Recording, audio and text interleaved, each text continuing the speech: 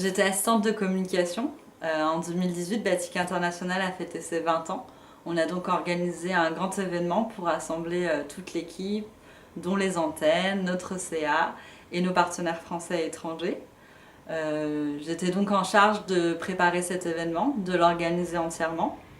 Et en parallèle de ça, j'ai aussi conçu des outils euh, pour contribuer à nourrir la stratégie de communication autour de l'identité de Batik. J'ai aussi appuyé Madi, la chargée de communication, dans ses missions. J'ai notamment aidé à l'élaboration d'outils de communication. À la base, je voulais rentrer dans un organisme de solidarité internationale. Du coup, c'est tombé sur Batik. Ce qui m'a beaucoup plu, c'est le fait que ce soit une petite équipe aussi. J'ai pu apprendre beaucoup de choses sur beaucoup de sujets, sur beaucoup de métiers aussi. Et les gens ont pu être vraiment disponibles pour répondre à toutes mes questions. Du coup, j'ai pu développer ma capacité à produire des choses assez rapidement, dans un temps limité, avec des deadlines assez précises.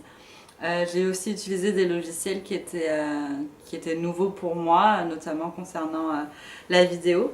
Et puis évidemment ma capacité à travailler en équipe, parce que c'est quelque chose que j'avais pas beaucoup fait avant. Et chez Batik, tout le monde est très investi dans chaque projet, même les projets de communication. Et bien évidemment, c'était les 20 ans de Batik. Ça m'a permis de voir mon travail aboutir. J'ai pu voir ce pourquoi j'avais travaillé pendant 6 mois. Donc c'était super intéressant. Je me rends compte que c'est une chance parce qu'on a peu l'occasion de voir ça quand on est stagiaire.